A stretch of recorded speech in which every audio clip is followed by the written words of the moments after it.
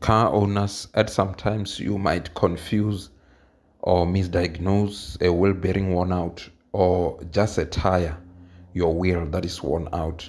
So most of the time the sounds are familiar. However, what can differentiate it is the smoothness of the road or kind of a tar that you are moving on.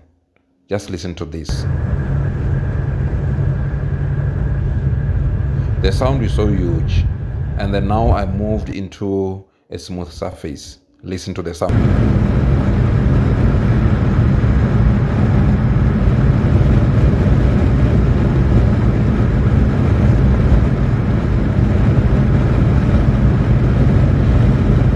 The sound goes away. So if that squeaky whining sound, it is there on a certain road, and then when you move to another kind of road or road that is smooth and then it goes away, that means it's a tire that is worn out.